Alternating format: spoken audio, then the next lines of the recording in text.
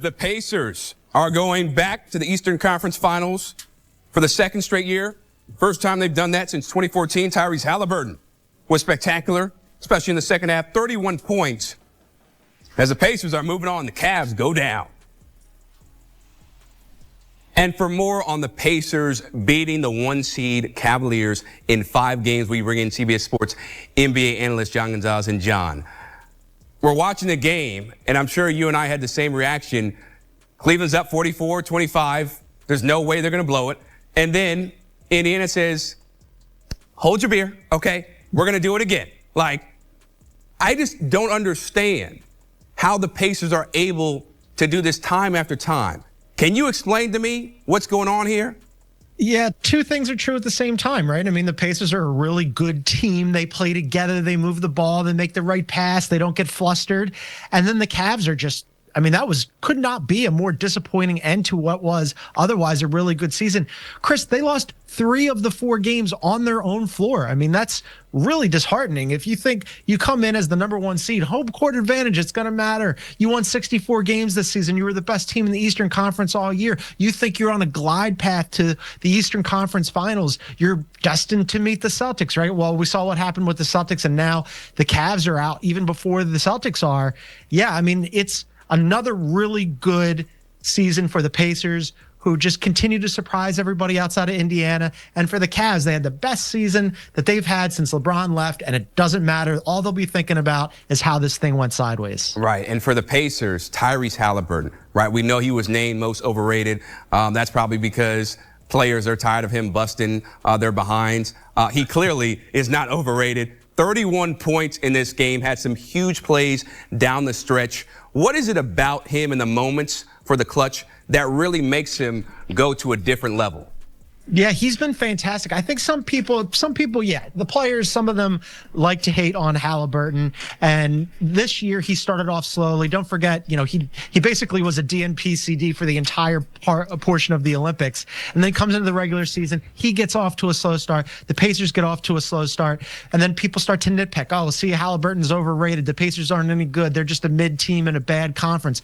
Well, no, since January 1, this team, the Pacers, have really gotten their act together. Only 3 teams other than Oklahoma City, the Celtics, and the Cavs had a better record than the Pacers. And now all of a sudden the Pacers have vanquished one of those teams. And it's because of Tyrese Haliburton, who was spectacular tonight in a closeout game. 31 points, 6 rebounds, 8 assists. He had a steal. He was super efficient. He had 6 threes. Yeah, the light goes on for him and for this team when they're down 19. And a lot of teams would just pack it up and say, all right, well, it's game 6 incoming. And instead, Haliburton, let's everybody calm down. We've got this. We remember what the playoffs and the postseason are like and how hard it is to get to the Eastern Conference Finals. Well, guess what? We're going to do it again, and the Cavs are going home. Yeah, and they play such a beautiful brand of basketball, and it really speaks to the resilience. Like every time they get down, whether it's 19, 20, 25, they do not show any type of quit and laying down. They're like, we're going to play until the final whistle, and literally until the final whistle. Now, for the Cavaliers, right, they're the number 1 seed. You talked about all the accolades that they had, after the regular season. How disappointing is it for them to lose the way they did against the Pacers, knowing that their season is probably looked at as a failure in most people's eyes? Yeah, I think it's probably looked at as a failure in their eyes too, right? They didn't come into the postseason as the number 1 seed, having won 64 games when only Oklahoma City had won more games than them, and think, you know what, if we make the second round and we lose, that'll be good. That'll be a good season. No, this is a team. Donovan Mitchell was doing everything he possibly could do tonight to will them to a victory on basically one functioning ankle. He had 35 points, hit some massive shots in the fourth quarter. Yeah, he missed some free throws, but you can't fault Donovan Mitchell. And they did have some injuries. There's no doubt about it. Donovan Mitchell's ankle. Darius Garland never looked right, really, except for one game with that toe injury. Evan Mobley came back. Hunter had a thumb. These things are unfortunate, right? But when you are the number 1 seed, when you have the coach of the year, when you have 3 All-Stars, rather, and 2 All-NBA players, and the defensive player of the year, it's conference finals or bust for you. And instead it was bust. And for them to lose 3 games at home, that's the thing I think that they'll really be kicking themselves for. They had a bad shooting shooting night again tonight in a closeout game. Chris, this was the #1 offense in the NBA this year, one of the best shooting teams in the NBA. They had shooting up and down that roster, and they just went cold at the absolute worst time. 26% from three tonight, sub 40% from the floor in a closeout game at home. At home? No, that can't happen. They're going to be kicking themselves. Yeah, a lot of despair and sadness probably in that Cavaliers locker room as their season comes to a shocking end. And when you think about the Cavaliers, they made so many strides when it came to their offense, right? They made the trade for DeAndre Hunter, to beef up that defense, a 3-and-D guy. When you look at their offseason going forward, do they just run it back, or do they have to make some changes that is going to make some people uncomfortable to make sure this doesn't happen again?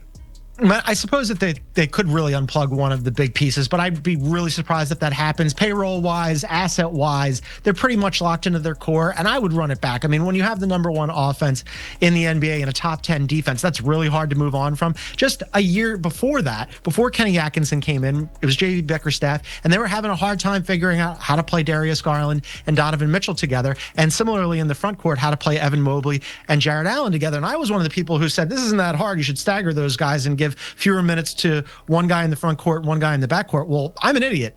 Kenny Atkinson was the coach of the year for a reason. He solved that conundrum, and he figured out how to play those guys together at the same time, and he supercharged that team and got the most out of them. This is a super disappointing postseason result from them, but I'd be really surprised if they don't try to run it back next season and at least take a look at it, especially in the Eastern Conference now with Jason Tatum going down, the Celtics going from a juggernaut and the defending champion to all of a sudden who knows what they're going to be. There's going to be a lot of upheaval in the Eastern Conference. I might tinker on the margins, Chris. Maybe you take a look at the bench. Maybe you get some more minutes to Ty Jerome. You went out and got Hunter, see what he looks like with a full season with the team. But wholesale changes, I think you just got to hope for the best next season and try again. And one guy who they're clearly not going to get rid of is Donovan Mitchell. He is their franchise superstar. He's made the playoffs, John. Every season he's been in the NBA, but he's never made it out of the second round. So when you put that into perspective, how does this change or maybe keep the same viewpoint when it comes to his legacy?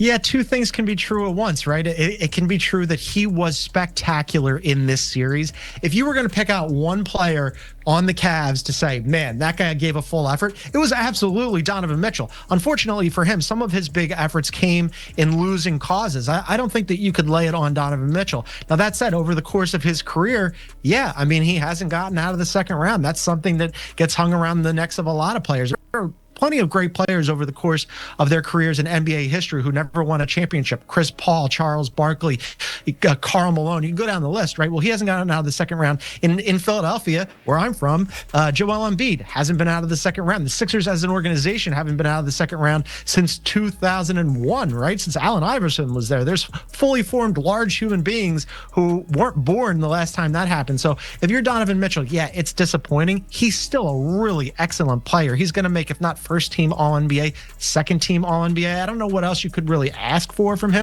This wasn't a Donovan Mitchell failure. This was a Cavs failure. Right. I think that's very well said because, as you pointed out, he left it all on the table. One ankle, and he was giving you every single ounce of energy he had to try and make the Cavs win. But, of course, that doesn't happen. So now, assuming the Knicks beat the Celtics in 5 or maybe 6 or whatever, it's going to be Pacers-Knicks. So if the Knicks win, how do you like Indiana's chances going up against New York in the Eastern Conference Finals? Yeah, I'm done doubting the Pacers. I mean, I know that the Knicks will be the fashionable pick. Knicks fans are everywhere. They're legion. They're very excited about the team that they have, and they should be. The Knicks are a good team, and a lot of people doubted them going into that Celtics series. A lot of people being me. I'll put my hand up on that one. They've acquitted themselves really well. They thought they could be Eastern Conference contenders this season. They've proven themselves to be so, and that was true even before Jason Tatum got hurt. Credit to the Knicks. But I am done doubting the Indiana Pacers. My podcast partner, our NBA insider, Bill Ryder, was somebody who pointed this out way earlier than I noticed it. He kept saying to me on the podcast, hey, look, the Pacers are pretty good. They got off to this slow start. Now, all of a sudden, they've been excellent at both ends of the floor. I'm not saying the Pacers are going to win the series or even that I'm going to pick them. I need to think about this a little bit more, but I think... What's your favorite team? Comment below, and if you liked the video, please leave a like. This really helps the channel grow and brings you even more content. Oh, and if you're not subscribed yet, what are you waiting for? Click the subscribe button and activate the bell to receive all notifications. With each game, we notice that the NBA is getting more competitive every day, and all the teams are looking for reinforcements to win the championship. And only here can you follow your favorite team daily with incredible content from different sources. Here on the channel, there are new videos every day with analysis, curiosities, and the best moments in basketball.